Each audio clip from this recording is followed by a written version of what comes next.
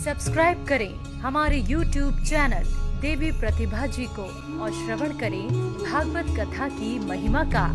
साथ ही bell icon को दबाना ना भूलें। तो आज माता पार्वती रूठ करके कोप भवन में बैठी हैं। बोले बाबा गए, देवी क्या हो गया?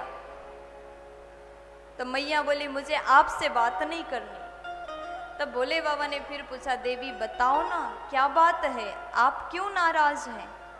जब कारण जानूंगा तभी समाधान कर पाऊंगा।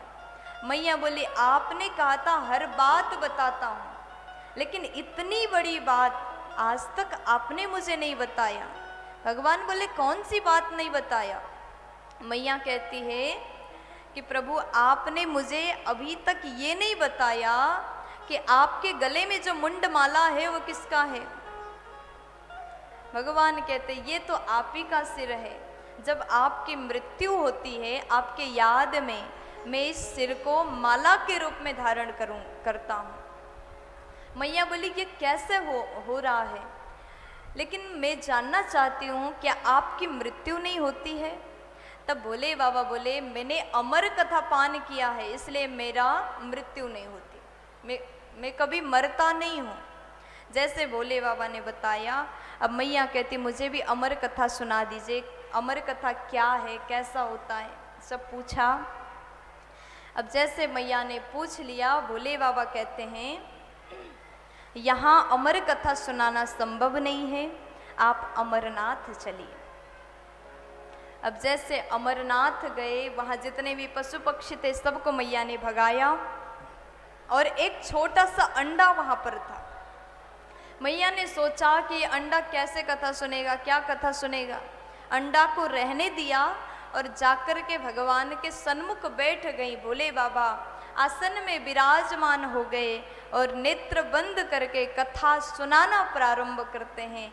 भोले बाबा ने कहा, देवी जब मैं कथा सुनाऊं तो बीच बीच में ओम ओम ओम उच्चारण कर देना।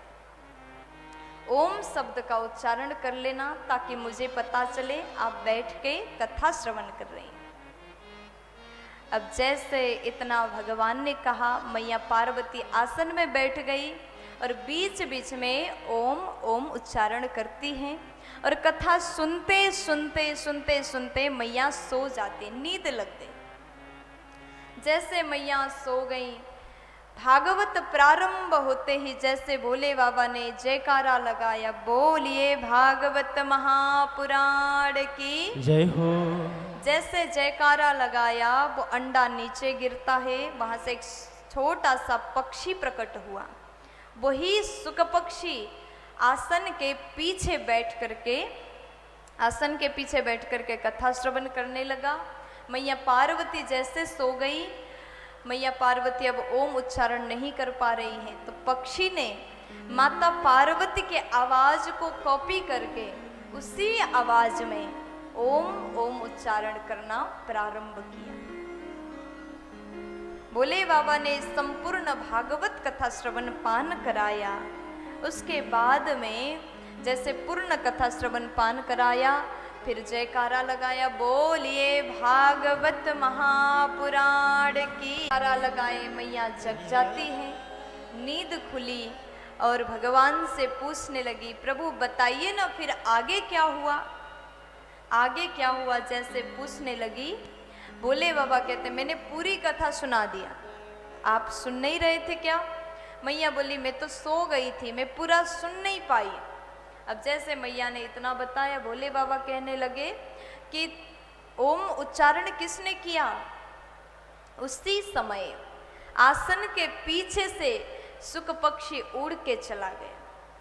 अब जैसे पक्षी को उड़ता हुआ देख लिया, भोले बाबा अत्यंत क्रोध में त्रिशूल को लेकर के पक्षी के पीछे पीछे दौड़ने लगे, भागने लगे।